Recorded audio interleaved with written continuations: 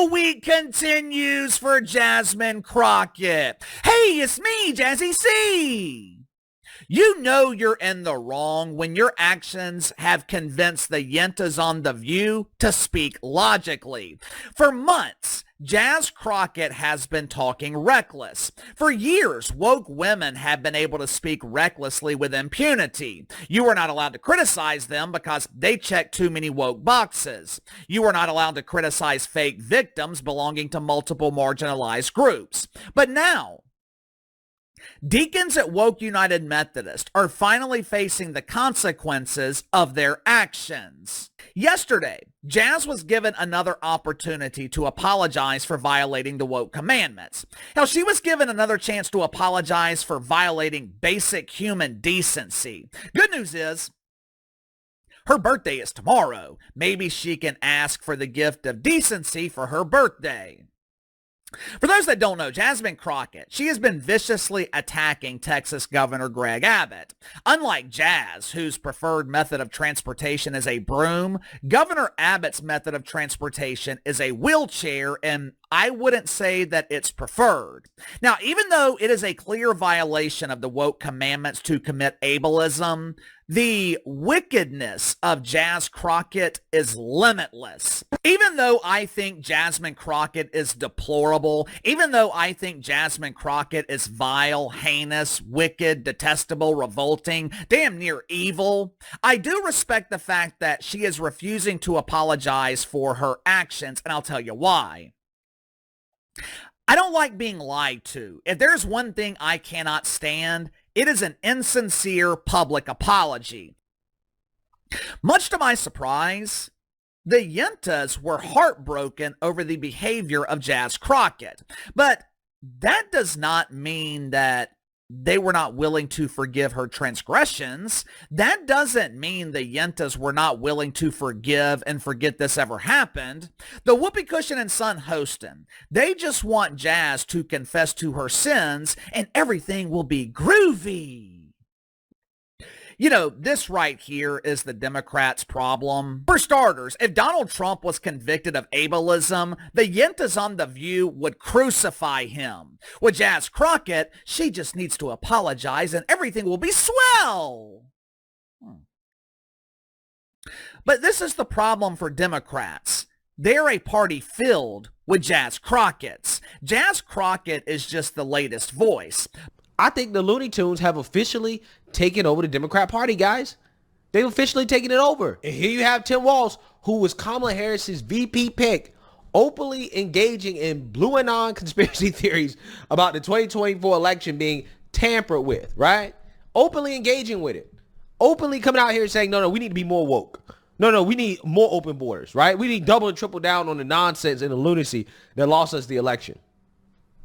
What is a woman? Well, why don't you ask one and get your answer? But if I don't know what one is, then how can I ask one? Let's say I'm standing around a Now, whole... don't assume their genders. I would not give a definition. I would let a woman give that definition. I can't. How am I supposed to know what a woman is if you can't define it? You have to do the hard work. The hard work is getting a straight answer out of a liberal. Donald Trump and Elon Musk are dismantling our country piece by piece. And so many Democrats seem content to just sit back and let them. So I say it's time to drop the excuses and grow a fucking spine. I'm Kat Abou-Ghazaleh, and I'm running for Congress in Illinois' 9th District. It's happening again. Another semi-cute, mid-tier political influencer is parachuting into a district she barely even lives in yet, aiming to grace our dysfunctional Congress with her vocal fry. Kat Abou-Ghazaleh, the latest to join the illustrious ranks of AOC, Jasmine Crockett, Nancy Mace, who looks suspiciously like a younger transgender version of Nancy Pelosi, is shaking up Illinois' 9th District. But wait, there's more. Her campaign launch proudly featured a keffiyeh on her wall. Remember when American politicians had American flags in their backgrounds? How quaint. Now we've got Palestinian scarves front and center, surely a move that'll energize American voters. Sarcasm fully intended.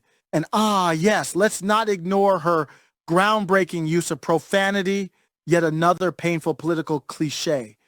There's nothing more transparently pathetic than politicians dropping F-bombs, trying to trick voters into thinking they're just like us. Spare us the juvenile theatrics, you legs wide open, 90210 accent having sorority reject turned political wannabe, discount influencer, mid-range, try hard. And about her grassroots fundraising, sure, she boasts of small donations, but who's pulling the strings behind the scenes? The Soros-backed leftist infrastructure doesn't just vanish overnight, folks. Kat loves to flaunt her journey from a Reagan Republican family in Texas to progressive media darling, yet she provides little clarity on this ideological flip-flop. Was it genuine enlightenment or just another careerist calculation? America First Catholics have zero tolerance for pseudo-OnlyFans influencers, and even the populist left is exhausted by performative progressives who inevitably cave to establishment pressure. Honestly, liberal white women might be the greatest existential threat to Western civilization, especially those ending every sentence with a valley accent. Is she the next airplane girl, Lily Gaddis, or Hawk Tuah ready to swoop in and dominate meme culture? Probably. But does America really need another 304 in Congress? Doubtful. Stay vigilant. Did you know that even the New York Times are willing to admit that we were badly misled about the event that changed our lives, the pandemic? Yeah, we were badly misled by the New York Times. It seems that the legacy media are finally catching up to where we were some time ago. Can you see, did you know that the CDC is pulling $11 billion worth of funding? It seems like the gig is truly up for them. Isn't it curious to watch the legacy media scrambling to get on board as jobs are lost in legacy media, as advertising revenue falls in legacy media? More and more people are starting to realize, oh no, we should have told the truth during the COVID pandemic. Is it too late for me to get a job on the Daily Wire? Will Rumble take us on board? I wonder how long it'll be before legacy media outright, flat out, without any kind of sophistry or mitigation, admit that they participated in a global deception. The scientists were responding to political and financial pressure. It's not like the scientists are the powerful ones.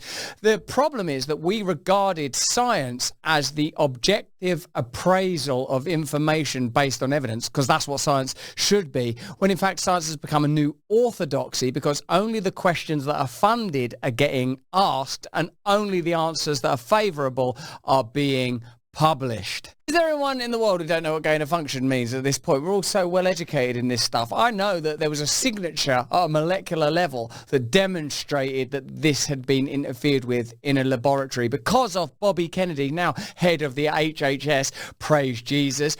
I knew what Anthony Fauci's involvement was in the HIV pandemic. You were told to be ashamed of yourselves if you didn't take vaccines, like I didn't, like maybe you didn't. What an extraordinary time. What a fantastic awakening. This is such a gift to anyone who's been skeptical of government power for a long time. It was such a revolutionary and revelatory new era.